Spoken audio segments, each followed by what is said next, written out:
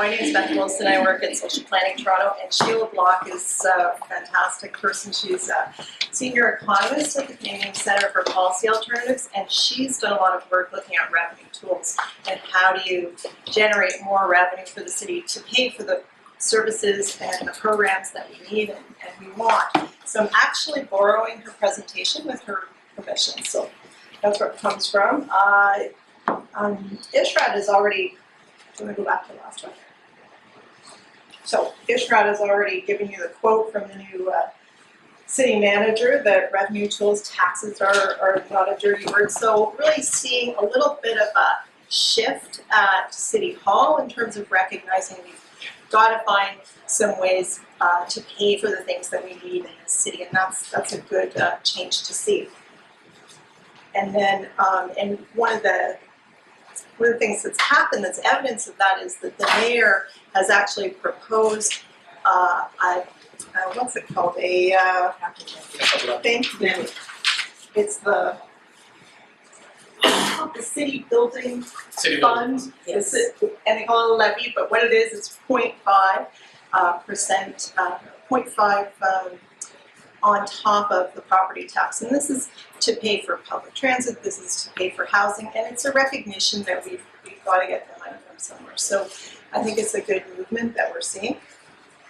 What revenue tools, new revenue tools are we using now? So Josie's talked about the land transfer tax, which has been really important for the last number of years to bring in a new source of revenue to pay for our programs and services. The arts community championed a billboard tax to pay for arts and culture programs in the city as well, and that's now part of the revenue stream for the city.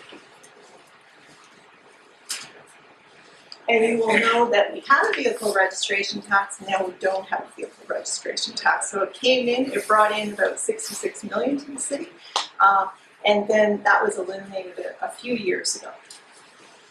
So other possibilities that the city could be looking at to bring in more funding to pay for programs and services, and this is under the City of Toronto Act, where the city, through the province, was given some special powers to implement new taxes and new ways of bringing in funding. So there's 5 here I'm going to go over.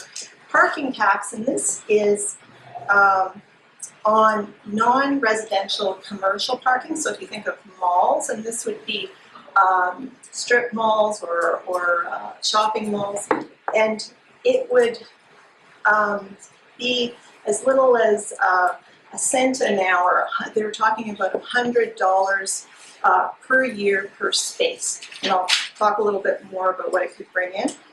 Road tolls on the Gardiner and the Don Valley are a possibility.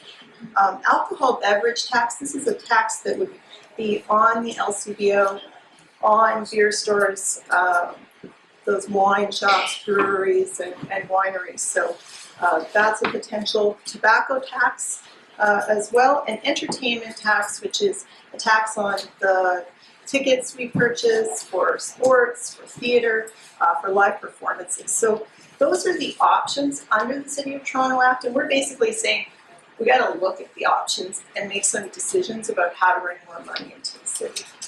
And this is, these are considered conservative estimates of how much could be brought in based on the research and the studies that have been done. So on the tobacco tax, that's a difficult one. It's 30 million, but there is a high cost to administer it. So in the end, that's a bit of a challenge, but it would be 30 million. The alcohol tax, 77, entertainment, 18, road toll, 78. I think the parking tax is a big one that should be considered, and it's 175 million.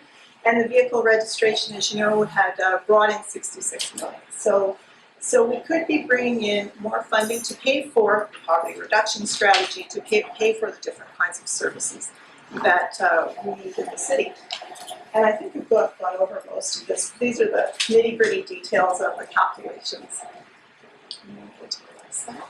So if the vehicle registration tax was reintroduced, it could pay for almost the whole investment in poverty reduction that Ishraf was talking about.